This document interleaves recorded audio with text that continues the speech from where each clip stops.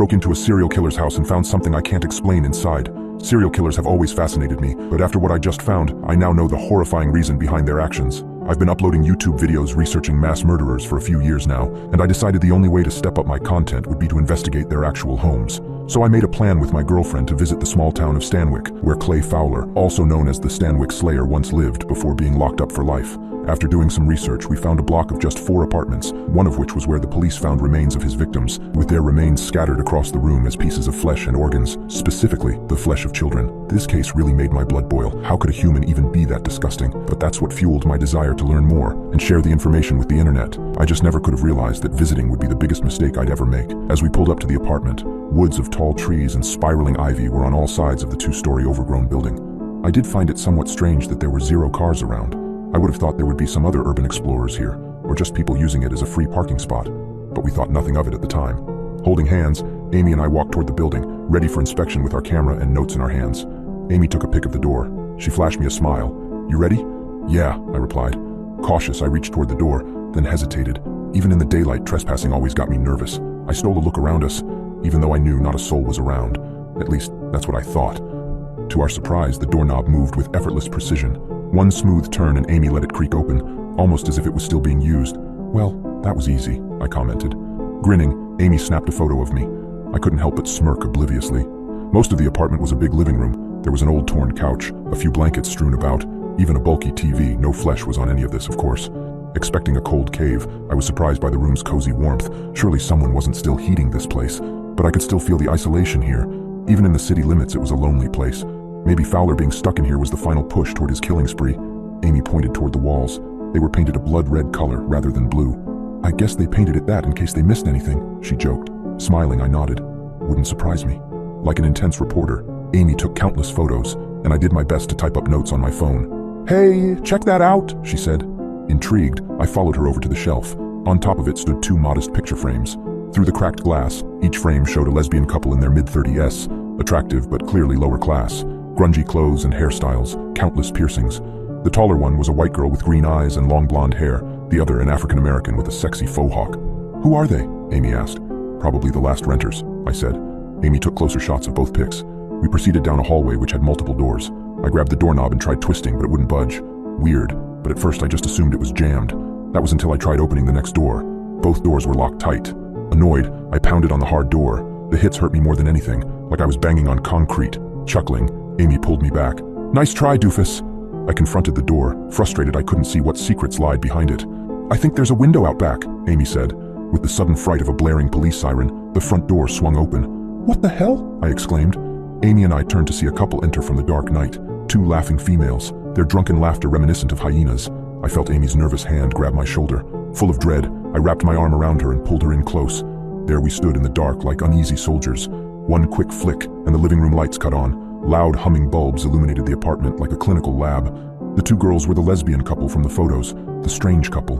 In addition to the piercings, they wore punk clothing, ripped jeans and t-shirts, tight black leather jackets. The faux hawk girl carried 2 large brown grocery bags, overfilled bags, like an all-American family's shopping spree gone mad. Still chuckling, the blonde woman stumbled over toward the kitchen. Neither woman had seen us yet. My mind was at a panicked blank. What the hell were we gonna do? Apparently Amy had an idea. Stepping away from me, Amy approached the 2 women. "I'm sorry," Amy said, her voice apologetic yet strong. I followed after her. Yeah, I felt weird, but I wasn't gonna let my GF go alone. Surprised, the faux hawk girl flashed us an amused smile. "Oh, hi there." She placed the grocery bags on the couch. I heard the fridge opening in the kitchen, the sound of drinks and food being pushed around. Together, Amy and I stopped in the living room, awkward as always, like we'd crashed an upscale party rather than just broken into a shitty apartment. "Crap, we're so sorry," Amy went on, doing her best to suppress her unease. "We didn't know anyone lived here." Holding a can of Coke, the tall blonde stopped next to her girlfriend. A wicked smile dominated the blonde's haggard face. "Well, look what the cat drug in." "I know," her girlfriend said. "We've got visitors. Pretty ones too." The blonde took a long sip, savoring the cheap booze. The couple's smiles were confident but warm, like proud hostesses. Keeping her cool, Amy took a calm step toward them. "I'm sorry. We came here because we heard this was where the Stanwyck Slayer lived." The blonde's bright eyes lit up.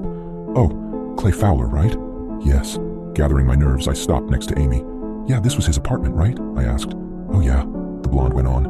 She took another compulsive sip like it was a dose of prescribed medicine. "Mrs. Barrymore warned us about it when we moved in." "Our landlord," Faux Hawk chimed in.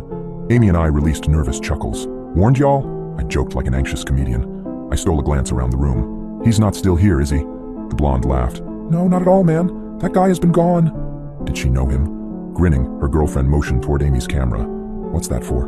Y'all trying to do an interview? The blonde teased. Hiding her nerves better than I ever could, Amy held up the camera. We were just taking pictures. Honestly, we really thought this place was abandoned.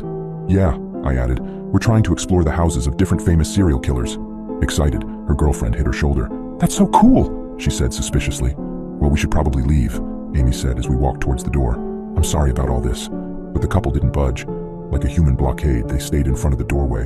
Fohawk's curious eyes stayed focused on us. Fowler was the one who killed all the black kids, right? With a fillet knife or something? Yeah, he's terrible, I said. Like a mob boss, the blonde took another cool sip. So why are y'all so interested in him then? I felt the couple's stares pierce into us like daggers. It's for his new project, a book about serial killers, Amy added. Smiles cracked through the couple's stoic facades. Oh, how cute, the blonde teased. With forceful energy, Amy pulled me toward the door. Well, it was nice meeting y'all, Amy said to the couple. Oh yeah, you too, Chris replied. Unlike the blonde, Chris stepped out of the way, just enough space for us to clear out of apartment B. Amy and I stepped out into the furious cold. Desperate to stay warm, I hugged Amy close. Well, that was fun. A little too exciting, Amy said with a laugh. Together, we started walking back to my Toyota. The howling breeze kept hitting us in waves. Amy jammed her hands in her hoodie pockets, camera included. I guess I'll have to do more research next time, I said. My eyes drifted over toward one of the apartment's many windows. Nah, that's my bad, Amy said. Not saying a word, I came to a horrified stop. The combination of the cold and my own extreme fear cemented me in place. Startled, Amy looked at me. Michael, but I couldn't answer. My eyes were captivated by the sight inside the apartment. Through the windows, I could see the lesbian couple empty the grocery bags onto the couch like open Christmas presents. Right on the sofa fell a grisly collection, blood-red gifts, severed human limbs and pulpy organs. The two women looked excited and thrilled, like bank robbers evaluating their stolen loot. Only this was stolen, slaughtered lives. I felt Amy's terrified hand snatch my arm, her grip colder than the December air. Then when Chris and the blonde both looked up at us, their eyes looked colder than death. My soul became twisted in knots, especially once the couple gave Amy and I those wicked smiles. The two of them looked so happy. Even with the scattered gore all over their bodies and drenched across the ugly sofa, they had the enthusiastic spirit of Clay Fowler. Come on, the frightened Amy yelled through the cold.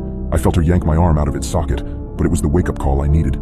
Snapping out of my frozen fear, I followed Amy toward the Toyota, all the way through the slicing cool air. The door to the apartment building burst open like gunfire through the quiet night. Scared, I turned and saw the couple run after us. Each of them held a long fillet knife, just like Clay Fowler's weapon of choice. The couple's smiles looked more vicious than those long blades, too. Keep going, Amy demanded. Amy's grip tightened on my arm, cutting off whatever blood flow the cold hadn't zapped from me yet. As we passed apartment A, the second apartment building, I stole a look at the windows. Through the cold air erupting from my lips, I saw a similarly horrific scene like the one I saw in apartment B. A middle-aged white couple spread out on the living room floor, presumably the landlords, the Barrymores. Naked and laughing, they splashed around on the carpet, a carpet drenched in buckets of blood, as if the couple were making grisly snow angels. Like a persistent cab driver, Amy wouldn't let me stop for too long. Not that I wanted to, not when I could hear the lesbian couple get closer and closer, or when Mr. Barrymore's wild gaze made direct eye contact with my frightened eyes. Finally, we reached the Toyota. Amy shoved me toward the passenger seat. I felt the cold window hit my hands. Honestly, I was shocked my hands didn't explode like busted ice upon impact. Amy hopped in behind the wheel. Get in, she yelled. I saw crazed couples running down the metal stairway. Their loud, clanging footsteps sounded like a robotic army. Their frenetic movement made the staircase tremble in the wind. All of them were armed with the fillet knives. All of them glowered right at us. Breathing heavy, Amy drove off with a furious mash on the pedal, and she never looked back. I suppose I shouldn't have either, but I couldn't help myself. Like a trembling child, my wide eyes looked back at all the bizarre residents. They gave chase down the street, and then finally, they dropped out of sight. We were finally out of their collective crosshairs. Amy and I were safe. We made one stop at a local gas station. There, Amy called the Stanwyck police and told them about Sunnyside. She begged them to go out there as soon as possible. On the phone, they tried to calm her down, told her that she was lying and hung up. There's something much darker going on than we could have ever imagined.